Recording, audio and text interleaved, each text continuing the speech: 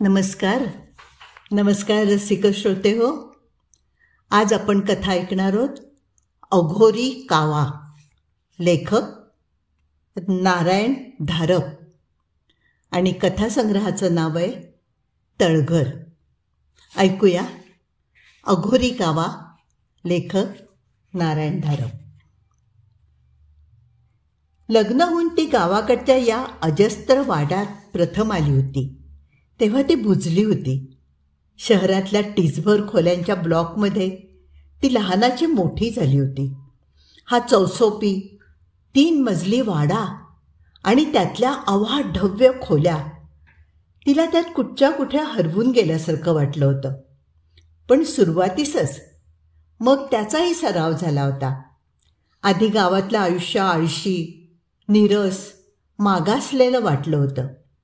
पण शहरात जीवनाला जी एक धावती लय आली होती ती जेव्हा जराशी मंदावली तेव्हा त्या संथ जीवनातलं स्थैर्य, मनःशांती, स्वास्थ्य यांची तिला कल्पना आली. घरात माणसं म्हणजे ती, तिचे यजमान, तिच्या सासूबाई आणि 2 लहान दीर. वाडा 100-125 वर्षांपूर्वीचा होता. त्यावेळी कुटुंब मोठं होतं. सर्व खोल्या वापरात असत. आता तळमजलाच त्यांना जरुरीपेक्षा मोठा वाटत होता. वरच्या खोल्या सहसा उघडल्या जात नसत. वीज घेतली होती तीही तळमजल्यापुरतीच. केवळ ऐश आरामापायी 300-400चा खर्च करणारे ते लोक नव्हते. जर तिथे कोणी ते कधी जातच नाहीये तर इतके दिवे, तारा आणि बटणं हवीतच कशासाठी, नाही का?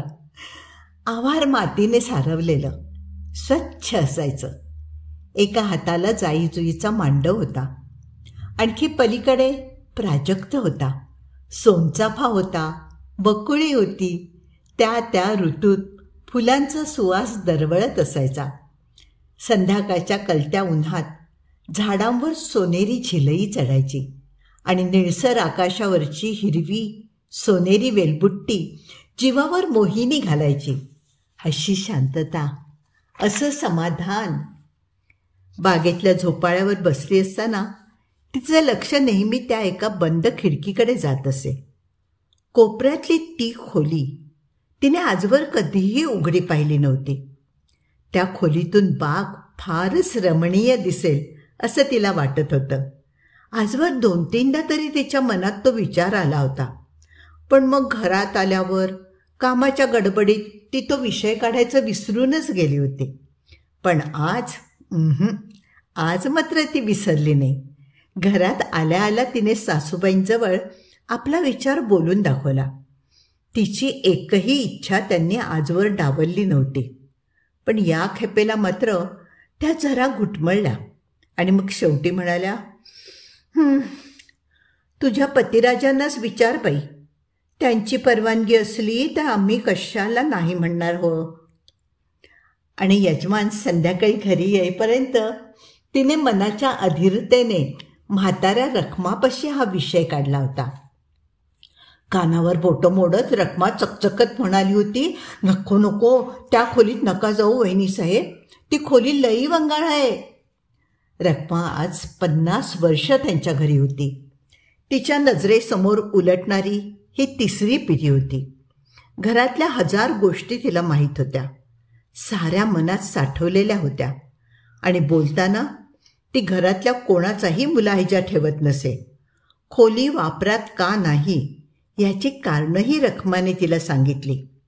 गेली 60-70 वर्ष ती खोली झपाटलेली होती. तिच्या सासूच्या सासूकडून रखमाला पहिली शोकांतिका समजली होती आणि त्यानंतरचा प्रकार तर रखमाच्या आठवणीतलाच होता. त्यावेळीच्या मालकांचा थोरला, करता सवरता 25-30च्या आसपासचा मुलगा गावातल्या संगतीने बिघडला होता. बाई, बाटली, जुगार, सर्व व्यसनांचा तो गुलाम झाला होता. वरच्या दिवाणखान्यात कलावंतींनी नाचवायचंच काय ते बाकी ठेवलं होतं त्याने, पण बाकी सर्व केलं होतं. आणि 5-7 10 वर्षानंतर केव्हा तरी अचानकपणे त्याचे डोळे उघडले. कुलस्त्रीवर केलेल्या अन्यायाची जीवाला टोचणी लागली. केल्या पापांची उपरती होऊन पश्चाताप दग्ध मनाने तो आपल्या धर्मपत्नीकडे परत आला. क्षमेची, दयेची याचना करत आला. त्याची पत्नी, घरची मोठी सून, आपला अपमान, आपली शरम मनातल्या मनात सहन करत दिवस कंठत होती. देवपूजा, पुराणं वाचणं, मंत्र घेऊन जप करीत बसणं, कोणाकडे जाणं नाही, येणं नाही, खाण्यापिण्यावर आसक्ती नाही, कपड्या लत्त्यांची, दागदागिन्यांची अभिलाषा नाही, मोठेपणाचा गर्व नाही, अपमानाचा राग नाही, कामापुरती संसारात राहिलेली पण काया वाचा मनाने संन्यस्त, निदान बाह्यात करणी तरी पतीला पूर्ण विसरून गेलेली, सर्वांनी सती साध्वी म्हणून गौरवलेली अशा या स्त्रीकडे तिचा पती परत आला होता. इतिहासातल्या आख्यायिका प्रसंगांचे ढोबळ संदिग्ध वर्णनच फक्त करतात. तेही विश्वासार्ह असेलच असं नाही. पुनर्कथन होत असताना निवेदक स्वतःच्या मनाचे किंवा श्रद्धांचे लेप मूळ कथेवर चढवतच असतो. एक गोष्ट मात्र निर्विवाद, घरचा मालकच असल्याने त्याला वाड्यात प्रवेश नाकारणं कोणालाच शक्य नव्हतं. पण त्याच्या पत्नीच्या विश्वात मात्र त्याला प्रवेश मिळाला नाही. तिच्या आशा किंवा आनंद सर्व काही सुकून वठून गेलं होतं. कोमल भावनांचा कोवळा गाभा कुठे असलास तर तो इतका खोलवर गेला होता की तिचा पती तिथपर्यंत पोचूच शकला नाही. तिच्यापुरता तिचा पती तिला कायमचा अंतरला होता. ती रोज कुंकू लावीत होती. ती कोण्या भूतकाळाची स्मृती स्मरून ती वटसावित्रीचं पूजन करत असली तरी तिची नजर पैल तीरावरच्या पुढच्या जन्मावर होती. जणू खरा पती विरघळून त्याची केवळ एक मानसिक प्रतिमा तेवढी तिच्यापुरती उरली होती. कारण केव्हा केव्हा हा आडामासाचा माणूस तिच्या समोर आला. तिचे पाय धरून तिची क्षमा मागायला लागला. आजवरच्या अपराधांची कबुली देऊ लागला. तेव्हा तिची नजर त्याच्यातून आरपार गेली. तो तिच्यासाठी अस्तित्वातच जणू नव्हता. आणि कुणी सांगावं, तो घाईघाईने तिच्या वाटेतून दूर झाला नसता तर कदाचित त्याला लाथाडूनही ती पुढे गेली असती. कुणी सांगावं. इतिहास प्रसंगांच्या मागे कधीच जात नाही. कृतींची वर्णनं करतो. त्यामागच्या प्रेरणा अंधारातच राहतात. पश्चाताप दग्ध मनाने परतलेल्या या एका काळच्या महापापी माणसाच्या मनात काय स्थित्यंतर झाली ती त्याच्याखेरीज इतर कुणाला समजणार. विनम्र पश्चातापाचं रूपांतर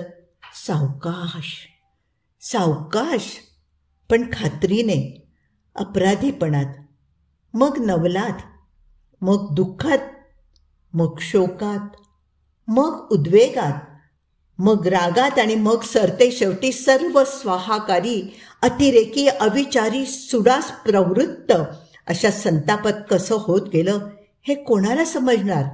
ज्याच्यावर एकदा प्रेम केलं त्याचाच द्वेष करायची पाळी कोणावर येऊ नये. त्यासारखं भयानक काहीही नाही. साखरेची चव असलेलं ते विष आहे, विष. कारण प्रेम ही मानवी भावना आहे आणि द्वेष ही पशूंची भावना असते. दोन्हीचं मिश्रण जहरी असतं.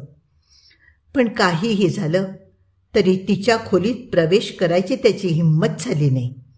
दार कधीही लावलं गेलं नाही. आणि तरीही मात्र कधी तिच्या दाराशी उभा राहून तिच्या हालचाली एक प्रकारच्या भुकेल्या नजरेने तो पाहत असे. आतल्या संतापाच्या अग्नीत हे इंधनच. आणि मग इतिहास या फसव्या पठारावरून दुःखांतिकेच्या खोल गर्तेत कोसळत जातो.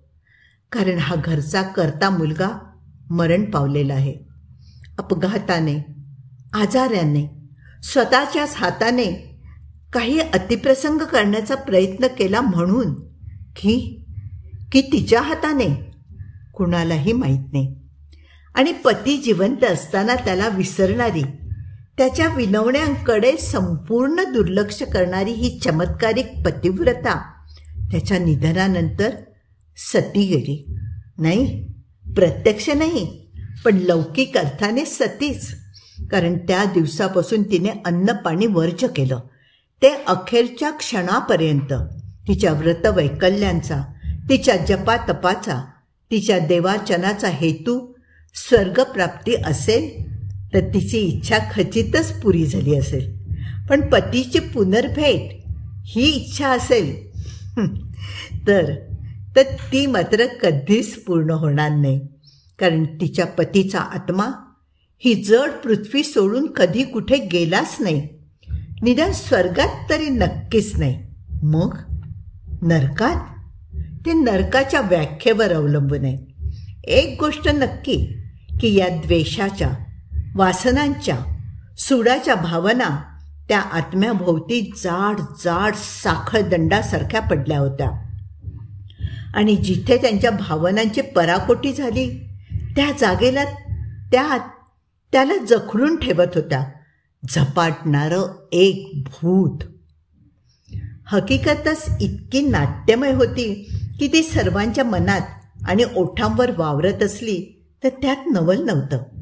त्या कथेला एखादी दुसरी भयानक घातकी बाजू असू शकेल याची सुरुवातीस कुणालाच कल्पना नव्हती. ती खोली वंशपरंपरागत थोरल्या मुलाच्या वापरासाठी वापरली जात असे. आणि पुढच्या पिढीतली थोरली सून जेव्हा एका रात्री त्या खोलीतून किंचाळत बाहेर आली तेव्हा सर्वांना धक्का बसला. ती फार दिवस जगली नाही, पण तिचं जे काही बोलणं चाललं होतं त्यामुळे सर्वांच्या मनात नकळत मागच्या पिढीतला तो भयानक प्रसंग उभा राहिला. कारण आपल्या सासऱ्याच्या चित्राकडे बोट दाखवून ती किंचाळत होती, हाच हाच हाच सैतान आला होता. वाचवा वाचवा ग बाई, वाचवा मला या राक्षसापासून. तिचा प्रत्यक्ष काय अनुभव आला होता हे कुणालाच माहीत नव्हतं. पण अशा संदिग्ध परिस्थितीतच अफवांना आणि दंतकथांना जन्म मिळतो. आणि प्रत्येक कथनाबरोबर त्यात भर पडत पडत शेवटी त्याला अक्राळ विक्राळ रूप येतं. त्या खोलीबद्दल मनात शंका निर्माण झाली, निदान सुरुवातीला तरी. काही दिवस घरातले लोक ती खोली टाळू लागले किंवा त्यातला त्यात ज्याचा कोणी पाठीराखा नसेल, ज्याला घरात काही स्थान नसेल अशाच्या वाट्याला ती खोली यायला लागली. उदाहरणार्थ पुढच्या पिढीतली एक विधवा सून. तिला जणू तहान भूक लागतच नव्हती. थंडी वारा बाधत नव्हता, शरीराला कधी थकवा नव्हता. गुरासारखं दिवसभर काम, खायला 2 शिळे तुकडे आणि निवाऱ्याला ही जागा. गोठ्यातल्या जनावरांनाही यापेक्षा जास्त माणुसकीने वागवलं जात होतं. त्या खोलीतून ती किंचाळत बाहेर आली आणि तिने सरळ धावत जाऊन अंगणातल्या आडात जीव दिला. निराशेने आणि दुःखाने पिंजलेल्या तिच्या मनाला तिथे खरोखरच काही दिसलं का? कल्पनेतलीच भूतं समोर नाचायला लागली का? तिचे ओठ तर कापायचे बंद झाले होते. आणि मग रखमा वर्तमान काळात आली होती. वहिनीसाहेब, तुमच्या सासूबाई आहेत ना, त्यांची थोरली जाऊच एकदा त्या खोलीत झोपली होती. वयस्कर बाई, मुलाबाळांचा संसार रांगेला लागलेला, जगावरची आसक्ती ओसरलेली, कुणाचा कधी वाईट चिंतलं नाही.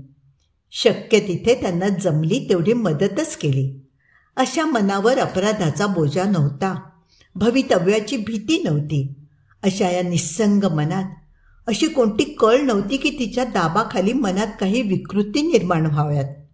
अशी ही प्रगल्भ, प्रौढ, प्रेमळ स्त्रीसुद्धा त्या खोलीत रात्रभर राहू शकली नाही. मध्यरात्रीच ती सत्शील स्त्री बाहेर आली होती आणि देवघरात जाऊन देवासमोर बसली होती. अगदी पहाटेचा कोंबडा आरवला की भूतं खेतं आपापल्या जागी. मग वड, पिंपळ, वठलेल्या झाडावर जिथे कुठे त्यांची जागा असेल तिथे जातात, हा तिचा विश्वास. तो मनात धरून ओठावर देवाचं नाव घेत ती परत त्या खोलीत गेली. पण पण पुन्हा पुन्हा केव्हाही नाही, पुन्हा केव्हाही नाही, पुन्हा नाही. आणि रखमाने अगदी आग्रह धरला आणि ती रखमा होती म्हणूनच त्या एवढं बारीक म्हणाल्या, अगदी अगदी अगदी घाणेरडी होती जागा ग रखमा. जीव कसा उदास झाला. एखाद्या साथीत नाहीतर आगीत घरातली एकूण एक माणसं गेली तर कसं वाटेल? तसंच ग. जीव असा होरपळून निघाला की काय सांगू. आणि गार शरीर. असं गार पडलं की वाटे आता आपला बर्फच होणार आहे.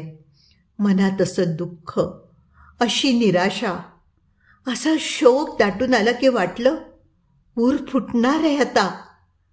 माणूस कसा राहील ग अशा जागेत? कसा राहील? ही रखमाची हकीकत पदरचंही थोडं तिखटमीठ लावून पाळणाऱ्याने सांगितलेली तिच्या मनाला वाटलं. म्हातारे नोकर म्हणजे मालकाच्यावर ताण करतात. आधी अडाणी आणि त्यात अट्टाहासाची भर. तोंड तर असं करतील की ऐकणाऱ्याला नको नको होऊन जावं. तेव्हा चांगली गोष्ट म्हणजे तोंडावर हो हो करावं आणि मनात असेल तसं वागावं. यजमानांचा विरोध कशालाच नव्हता. दीर एकूण लहान होते, त्यांना मतं नव्हती. नाही म्हणायला राहिला सासूबाई. त्यांनी त्यांच्या परीने सांगून पाहिलं, अगं सारा वाडा ओस पडलाय की. वरचा सगळा मजला रिकामा पडलाय. त्यातला दिवाणखाना घे हवा तर. त्याच एका खोली वाचून तुझं काय नडतंय? मी म्हणते अगदी काही नसेल तिथे. नसेलच, पण विषयाची परीक्षा कशाला पाहिजे? आता अगदी नडलंय का तुझं त्या खोलीशिवाय? नडलंय. अर्थात त्या विधानाची त्या पुनरुक्ती करीत होत्या. त्यांच्या तोंडातून काही असं निघत नव्हतं की ती खोली झपाटलेली आहे. आपल्याच घराण्यातल्या एका पूर्वजाचं भूत त्या खोलीत वावरत असतं आणि आजवर अनेकांना त्याचा वाईट अनुभव आलेला आहे. त्यांची जीभ रेटत नव्हती म्हणून त्यांची विधानं सुनबाई सहज खोडून काढू शकली. आणि मग जरासा मानाचाही प्रश्न आला. आणि या 20व्या शतकात एवढं कॉलेजचं शिक्षण घेतल्यावर असल्या खुळचट लोकभ्रमांवर विश्वास ठेवायचा? अशी सोन्यासारखी सुंदर खोली बंद करून ठेवायची? ही भीतीची साखळी कुठेतरी तोडलीच पाहिजे. तिच्या मनासारखी तिने खोली सजवली होती. खिडक्यांना जुळजुळीत पडदे होते. 2 खिडक्यांमधल्या उंच मेजावर बागेतल्या टवटवीत फुलांनी भरलेलं फुलपात्र होतं, पुष्पपात्र होतं. भिंतीपाशी एक उत्तम कोरीव कामाचं नितळ बिलोरी आरसा असलेलं शिसवीचं कपाट होतं. पलंग जुना होता, पण त्यावरची चादर नवी आकर्षक डिझाईनची होती. खोलीत भरपूर प्रकाश होता. खेळती सुगंधी हवा होती. सर्व सुखसोयी होत्या. तिचे यजमान खोली पाहून खुश झाले. सासूबाईंनी मात्र दारापासूनच खोली न्याहाळून पाहिली आणि काही न बोलता त्या मागच्या मागे वळल्या. संध्याकाळी यजमानांची वाट पाहत ती त्या खोलीच्या खिडकीपाशी बसे. तेव्हा तिचं मन विलक्षण प्रसन्न होई. खोलीतून बाग तिच्या कल्पनेपेक्षाही अधिक आकर्षक, मनमोहक दिसत होती. केवळ काही जुन्या पुराणा समजुती, अडाणी लोकांचे भ्रम यावर विश्वास ठेवून ती गप्प बसली असती तर या केवढ्या मोठ्या सुखाला विनाकारण मुकली असती. यजमानांना काही कामानिमित्त परगावी जावं लागत होतं. महिन्यातून एखादी तरी वेळ अशी यायचीच. त्या 1-2 रात्री तिला थोड्या जड जात असत, पण फार नाही. त्यांच्या परतीची अपेक्षा करता करता रात्र उलटून जाईल. अशीच हीही एक वेळ होती. घरातलं सर्व काम उरकून 10-10:15च्या सुमाराला ती तिच्या खोलीत आली होती. दिवस उन्हाळ्याचे होते. रात्र चांदणी होती. मधूनच एखादी झुळूक बागेतला सुगंध घेऊन खोलीत येत होती. त्या वाऱ्यावर तिला पाहता पाहता झोप लागली. ती जागी झाली होती. कशाने तिला माहीत नव्हतं, पण मनाला कोणत्या तरी खोलवरच्या पातळीवर धोक्याचा इशारा मिळाला असला पाहिजे. कारण तिच्या सर्व चित्तवृत्ती अत्यंत तीक्ष्णतेने आसपासच्या परिस्थितीचा वेध घेत होत्या. तीच ती चांदण्याने उजळलेली रात्र, तेच ते चंदेरी किरण. पण आता सर्वत्र एक निश्चलता होती, मोठी विलक्षण निश्चलता होती. वारा अजिबात पडला होता. झाडांचं एकही पान हलत नव्हतं. ती सळसळत नव्हती. रातकिड्यांची किरकिर नव्हती. काहीही नव्हतं. विलक्षण शांतता. शांतता, हालचाल नाही. उघड्या खिडकीकडे पाहता पाहता तिला वाटलं, हा खरा देखावा नाहीच, हे एक चित्र आहे. आपण खिडकीजवळ गेलो तर हाताला चित्रच लागेल. सर्व शरीर गारठून बधीर झाल्यासारखं वाटत होतं. तिने हात उचलला. तो गालावर, कपाळावर, मानेपाशी धरला. पण हात आणि गाल दोन्ही बर्फासारखे गार होते. जणू उष्णता, ऊब या गोष्टी अस्तित्वातच नव्हत्या. कधी कधी शरीराला ऊबच मिळाली नव्हती. आणि या गारठविणाऱ्या भीतीतून मनाला तो स्पर्श झाला. उदासवाणी घाणेरडी जागा सासूबाईंच्या जाऊबाई म्हणाल्या होत्या. हो, त्या म्हणाल्या होत्या. आणि आता तिच्या आसपास तो तीव्र, तिखट दुष्टतेचा अर्क एखाद्या धुक्यासारखा पसरला होता. तिला जाणवलं की खोलीत काहीतरी आलंय. काहीतरी दुष्ट, विकृत, पापी, सडकं, कुचकं, शापित, अस्पर्श. त्या अतीव दुष्टतेच्या गाभ्यात एक अघोरी चेतना होती. त्या विकृतीच्या गर्भातून एक आवाज फुटफुटत आला. मी आलोय. मी आलोय. आणि मग तिला तो दिसला. तो वय 30च्या आसपास, वर्णाने गोरा पान, शरीराने किरकोळ, मध्यम उंचीचा, डोकीचा गोटा केलेला, त्यामागे घेरा व त्यावर शेंडी, कपाळावर भस्म आणि गंध, गळ्यात पांढरं शुभ्र जानवं, गुडघ्यापर्यंत आलेलं धोतर, अनवाणी पाय. मग सावकाश तिची नजर त्याच्याकडे गेली. विशाल कपाळ, धारदार नाक, ढिली आणि कमकुवत हनवटी आणि डोळे. देवा ते डोळे! काळे भोर, मोठे मोठे, गोऱ्या चेहऱ्यात काळ्या स्फटिकासारखे चमकणारे. त्या चेहऱ्याकडे पाहता पाहता त्यातली क्रूरता, त्यातला पाशवीपणा, त्यातली दुष्टता गळून गेली. त्या चेहऱ्यावर राहिली केवळ अनिवार्य याचना, दुःख, पश्चाताप, शोक, वियोग आणि याचना, मूक याचना, करुणेने जीवाचं पाणी पाणी करणारी याचना.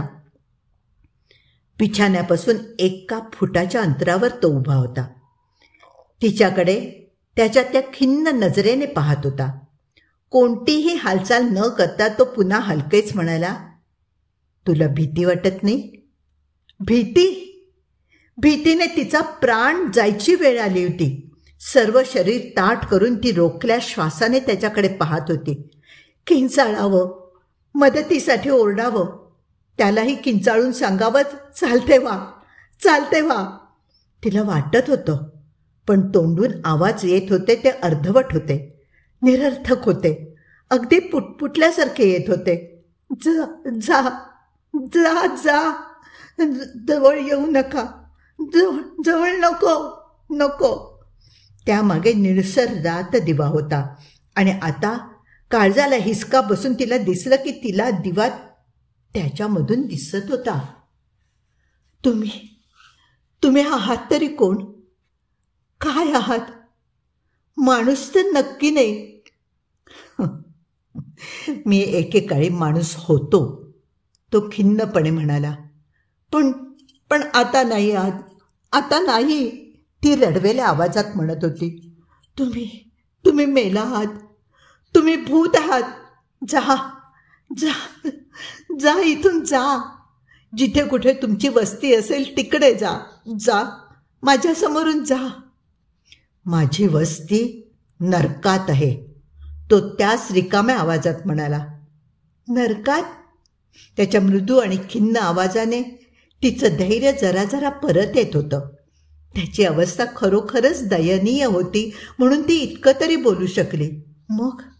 मग जा की नरकात. तीच तुमची जागा असली तर जा जा. मी इथेच असतो, हाच माझा नरक आहे, तो म्हणाला. इथे, या खोलीत? तिच्या नवलाला पारावार उरला नव्हता. हो, एकेकाळी याच खोलीत माझा स्वर्ग होता. त्याचा मी नरक बनवला, माझ्यासाठी आणि दुसऱ्या एकीसाठी. तिला त्याचा स्वर्ग करता आला असता, तिला सर्व पापांची निष्कृती करता आली असती. इथे या खोलीत, इथेच ती होती. तिने झालं गेलं सर्व विसरून मला क्षमा करून आपल्या दोन्ही हातांच्या मिठीत मला घेतलं असतं तर या नरकाचा परत स्वर्ग झाला असता. पण तिने त्याला नकार दिला. तिच्या आयुष्याचाही मी नरकवास केला होता आणि आता तिची इच्छा नव्हती किंवा तिला शक्य नव्हतं आणि मला परतीचा दुसरा मार्ग नव्हता.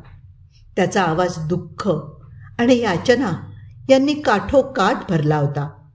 अजूनही मला परतीचा दुसरा मार्ग नाही. मी स्त्री जातीचा अपराध केला आहे. एखादी स्त्रीच मला या नरकापासून सोडवू शकेल. एखाद्या स्त्रीनेच माझ्या पातकाची मला क्षमा करून मला प्रेमाने जवळ घेतलं तरच माझे या नरकापासून सुटका होईल.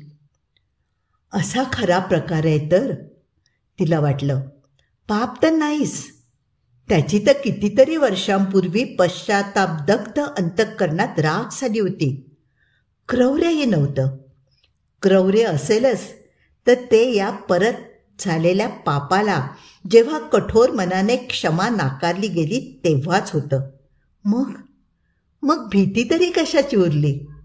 हा तर एक अभागी जीव होता. ज्या जागी त्याच्या निराशेचा आणि शोकाचा अतिरेक झाला होता त्याच जागी पापाच्या परिमार्जनासाठी तो अनंत कालपर्यंत कोंडला गेला होता. त्याला भयानकता होतीच कुठे? ती बोलली तेव्हा हलक्या आवाजात चाचरत म्हणाली, पण मी तुमच्यासाठी काय करू शकणार आहे? पण प्रश्न तोंडून निघत असतानाच तिला त्याचं उत्तर समजलं होतं. माझे सर्व अपराध माहीत करून घेऊनही एखाद्या स्त्रीच्या हृदयात माझ्याबद्दल करुणा उत्पन्न झाली. तिने जर आपल्या प्रेमाचा वर्षाव माझ्यावर केला तरच माझ्या या पापापासून सुटका आहे. हे पूर्वी एकदा माझी प्रिय पत्नी करू शकली असती. हो, ती करू शकली असती. पण ती आता नाही आहे. पण तुम्ही माझा काय गुन्हा केला आहे? तुझा अगं, सर्व स्त्री जातीचीच मी अक्षम्य विटंबना केली आहे. तो आता सावकाश जवळ येत होता आणि तरीही तिला भीती वाटत नव्हती. तिला भीती वाटत नाही हे पाहून तो आणखीन जवळ आला. पलंगाशेजारी खाली गुडघ्यावर बसला आणि हात पलंगावर पण तिला न स्पर्शता ठेवले. आणि आता प्रथमच त्याच्या चर्येवर एक खिन्न कडवटसर हास्य आलं. अगदी जुन्या परिकथेसारखं आहे हे, नाही? बर्फाच्या पर्वतात राजकुमार, त्याच्यावर खरं प्रेम करणाऱ्या राजकन्येने त्याच्यासाठी एक अश्रू ढाळला तरी त्या राजकुमाराचा बर्फाचा पर्वत तुरुंग वितळून जाणार. हो, लहानपणी अशा गोष्टी वाचल्या होत्या खऱ्या मी. पण परिकथांमध्ये सुद्धा अगदी आत खोलवर सत्याचा एक लहानसा तरी अंश असतोच. परिकथा मानवजातीच्या इतिहासात फार फार पूर्वीच्या काळापर्यंत पोहोचतात. त्या काळी मानव निसर्गातल्या रौद्र शक्तीच्या अगदी निकट होता. त्यांना तो देवता म्हणत असे. त्यांचे राग, लोभ त्याच्या नित्य परिचयाचे होते.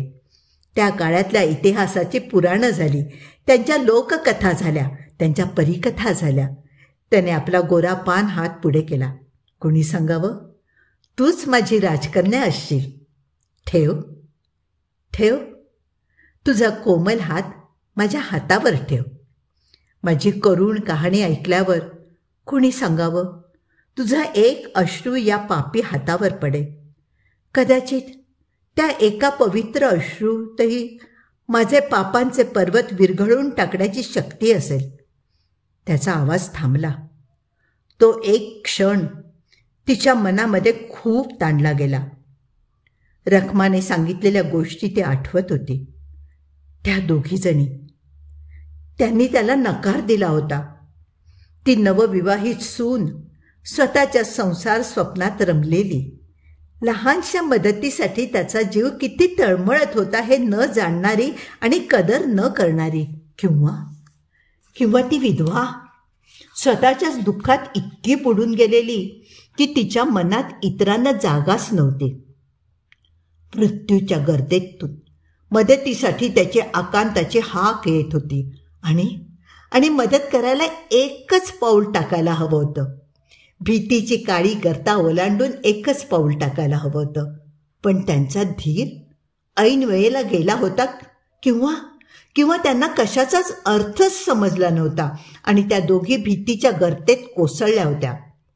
एवढ्याशा लहानशा कृतीने जर तिला हा नरकात खितपत पडलेला आत्मा मुक्त करता येत असला तर ती त्याला खासच नकार देणार नव्हती. नाहीतर नंतरचा आयुष्यातला क्षण आणि क्षण तिच्या मनाला ती आठवण जाळीत राहील. एक क्षणभरही तिच्या जीवाला चैन पडणार नाही. मृत्यूच्या प्रदेशातून आलेल्या त्या हातावर तिचा जिवंत हात ठेवायचा. बस एवढंच तर होतं. तिने आपला हात सावकाश पुढे केला. गोरा पान, मृदू हात, सौभाग्य कंकणांनी सजलेला हात. पण त्याच्या बर्फासारख्या थंडगार बोटांचा स्पर्श होताच तिचं सर्व शरीर थरथर कापू लागलं. कितीही प्रयत्न केला तरी तो कंप लपत नव्हता. हातातील कंकणं किणकिणत होती.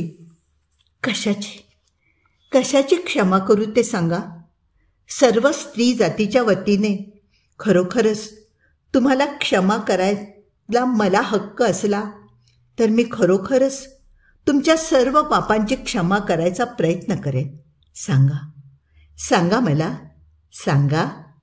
आणि तो तिला सांगू लागला. त्या अकल्पनीय पापांच्या जगातला प्रवेश, हसत खेळत थट्टा मस्करीसाठी पैज म्हणून टाकलेली 4 पावलं, सगळी फसवणूक, सुरुवातीचा भाबडेपणा, इच्छा स्वातंत्र्याचं नकळत करून टाकलेलं दान. आणि जेव्हा जाग आली तेव्हा फार उशीर झालेला.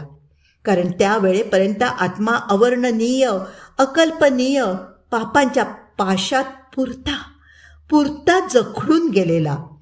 शुद्ध मनाच्या माणसांना, ज्यांची स्वप्नातही कधी कल्पना करता येणार नाही असे अघोरी प्रकार, दलदलीच्या प्रदेशात चालत जाण्यासारखंच होतं ते.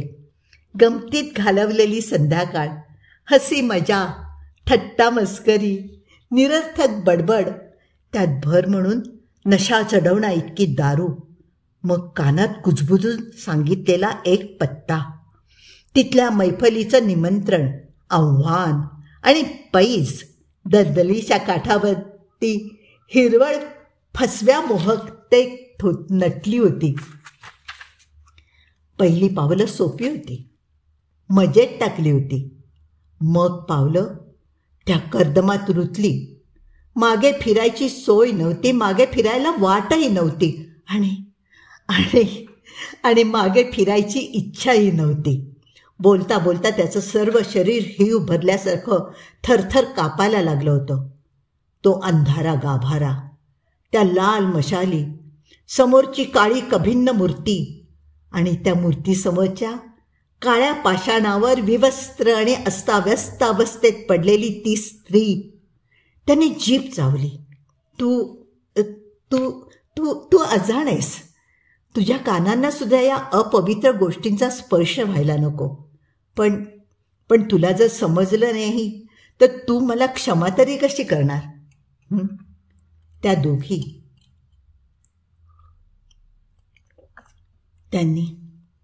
त्यांनी काही ऐकलंच नाही.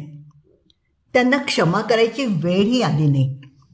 आणि मग पश्चातापात त्यांचा नाश झाला होता. ती म्हणाली, मग सांगा तरी मला, सांगा. म्हणून तो तिला पुन्हा सांगू लागला. हे जे पवित्र असेल त्याचा भ्रष्टाकार, जे जे स्वच्छ पूज्य असेल त्यावर काढलेला राग, असीमित क्रौर्य, अजाण आणि भाबड्या जीवांना फसवणं, कुमार्गाला लावणं, सौंदर्याचा नाश करणं, चांगल्याला खालच्या पातळीवर आणणं, ते अनाचार, ते अत्याचार,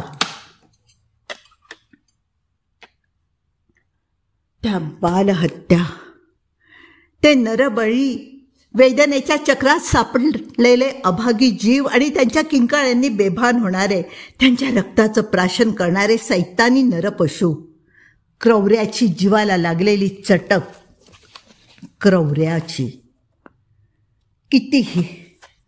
कितीही प्रयत्न केले, कितीही भक्ष्य मिळालं तरी न शमणारी, सदा सर्वदा वखवकलेली सैतानी पिपासा. तो बोलत होता. त्या किडीचा स्पर्श शेवटी तिच्याही निष्पाप मनाला झाला. घृणेने जीव मळमळून आला. तरीही ती त्याला म्हणत होती, सांगा मला, सांगा. आणि तिला सांगताना तिचा तोल सावरण्यासाठी त्याने आपले बर्फासारखे गार हात तिच्या भोवती घातले होते. त्याचं सांगणं संपलं तेव्हा कुठे त्याने आपले हात काढून घेतले आणि तो म्हणाला, असा शेवटी मी तिच्याकडे परत आलो होतो.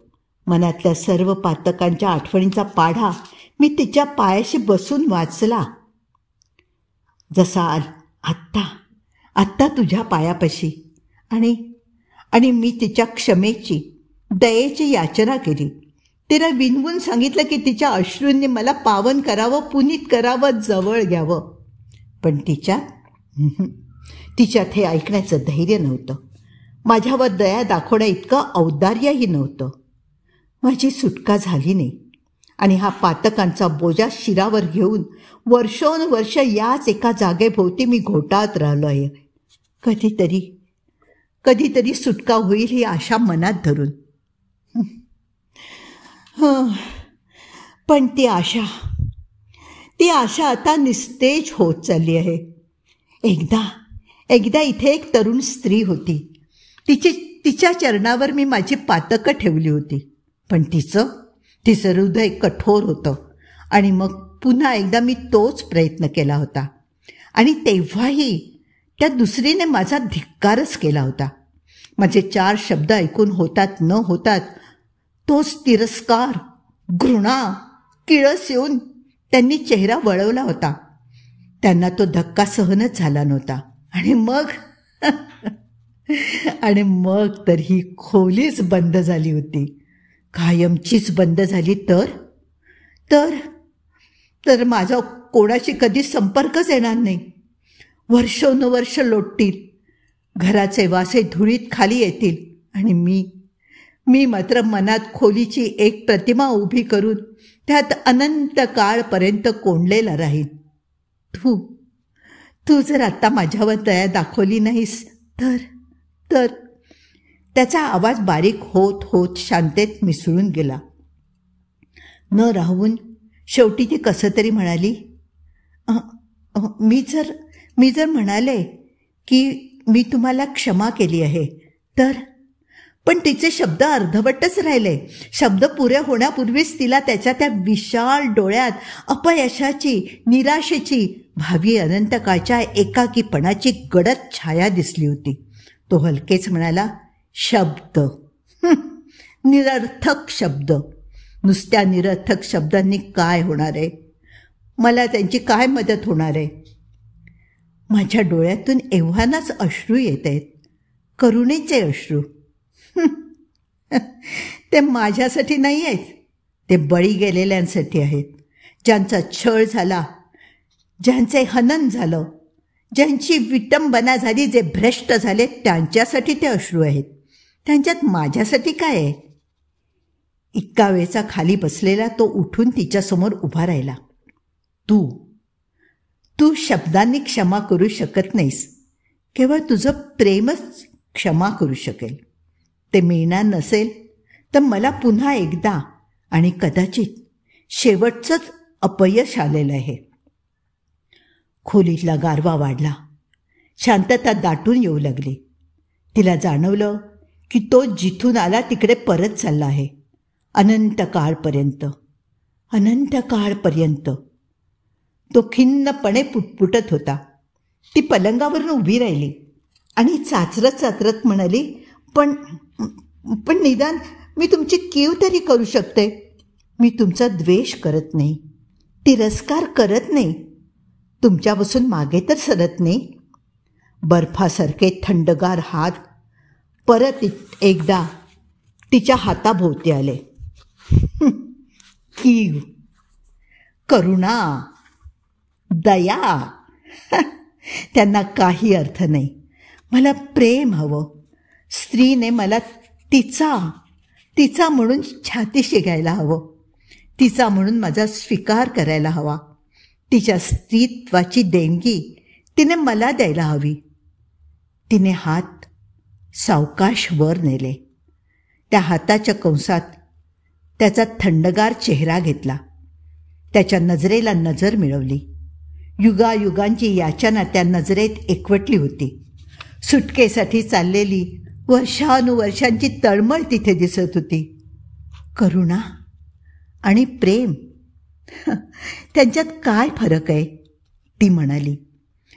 वर्षांपूर्वीच्या पातकांची ही केवळ छाया. ती विचार करत होती. पश्चातापाने त्यातली पातकं एव्हानं धुवून गेली नसतील का? एका मानसिक विरळ अशा अस्तित्वाचा हा त्याहूनही विरळ असा काळरेषेवरून आलेला प्रक्षेप. छायेची ही एक निव्वळ प्रतिमा. मिलन आलंच तर त्याला सांकेतिक अर्थापेक्षा आणखीन काही वेगळा अर्थ असेल का? केवळ मनात आणलेली, मानसिक पातळीवरच पुरी झालेली ती एक क्रिया असणार, नाही का? तिच्यात झालेला बदल त्याला तत्क्षणी जाणवला. तिच्या भोवती त्याच्या हातांची मिठी आली आणि त्या मिठीत बर्फाचा गारवा होता. तिच्या ओठावर त्याचे ओठ टेकले. त्या स्पर्शात तर प्रत्यक्ष मृत्यूचाच गारवा होता. ती स्वतःच एखाद्या जड, अचेतन, मृत वस्तूसारखी झाली. तिचा स्वतःच्या मनावरचा ताबा गेला. तिची स्वतःच्या शरीरावरची मालकी गेली. जणू काही तिचं शरीर हे एका हाडामासाचं केवळ बाहुलं होतं आणि ते त्याच्या इच्छेनुसार हालचाली करत होतं. त्याच्या प्रखर, जीव घेण्या पण गार गार वासनेच्या आहारी तिने आपलं शरीर पूर्णपणे, अगदी संपूर्णपणे जाऊ दिलं. त्या सचेतन मृत शरीराच्या मागण्यांना विरोध करणं आता तिच्या शक्ती पलीकडे होतं.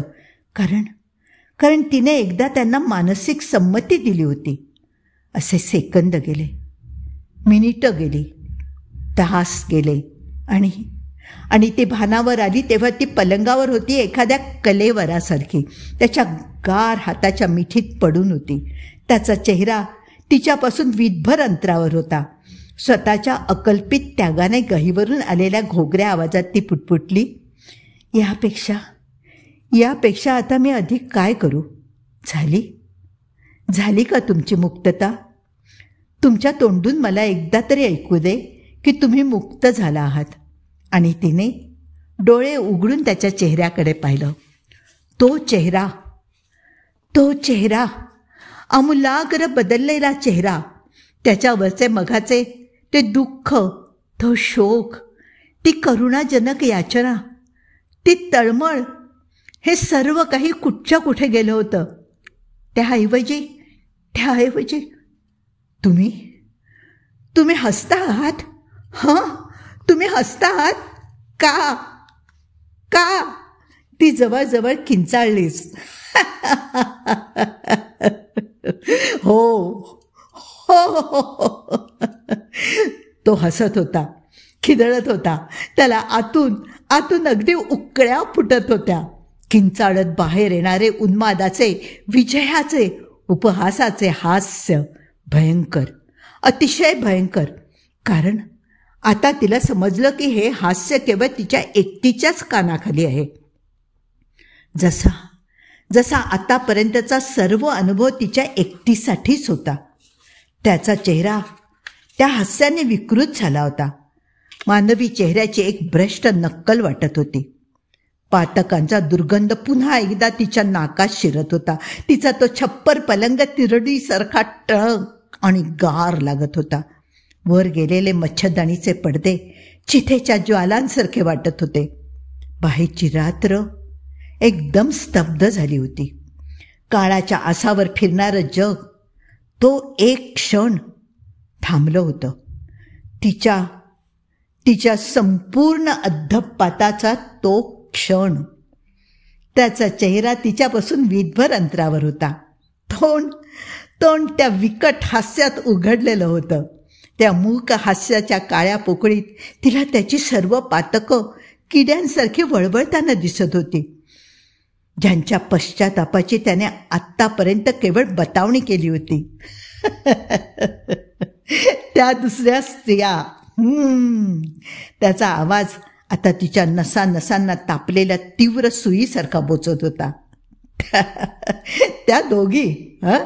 तुला काय वाटलं? काय वाटतंय तुला? त्याही तुझ्यासारख्याच फसल्या नाहीत? त्या फसल्या, अगदी सहज फसल्या, मिठासारख्या विरघळल्या. तथाकथित स्त्री जातीच्या थोरवीचा त्यांना केवढा अभिमान, आणि माझ्यासारख्या पाप्याला उदार मनाने क्षमा करण्यासाठी त्यांचा केवढा तरी मोठा त्याग. त्याच्या उपहासाचे शब्द तिच्या कानात उकळत्या तेलासारखे पडत होते. त्यांची ती करुणा, त्यांची ती दया, त्यांची ती उदारता, त्या आणि त्यांच्यासारख्या आणखीन कितीतरी, अगदी पहिल्या खेपेपासून. हो ती माझी पत्नीसुद्धा अशीच भाबडी आणि मूर्ख होती. तिने मला क्षमा केली होती. मला त्याच्यातल्या गर्वाने, घमेंडीने त्याची मान एखाद्या सापासारखी वर गेली. मला ती पावन करू पाहत होती. मी जो सैतानाबरोबर चालतो, तुझ्यासारख्या भोळसटांचे कायमचं पतन करण्यासाठी नेहमी झगडतो, त्या मला ती पवित्र करायला निघाली होती. सैतानाचं नाव तोंडून निघताच त्याचं शरीर एकदम ताठ झालं होतं आणि कुठेतरी अवधान देऊन तो ऐकत होता. खोलीतील गारवा आणखीन वाढला. खोलीतली शांतता पराकोटीला गेली. ती शांतता शेवटच्या शून्यत्वाची होती, जगाच्या विनाशानंतरची होती. हाच त्याचा नरक होता तर. आणि आता तो पलंगावरून उतरत होता आणि एखाद्या जनावरासारखा जमिनीवरून इकडे तिकडे खुरडत होता.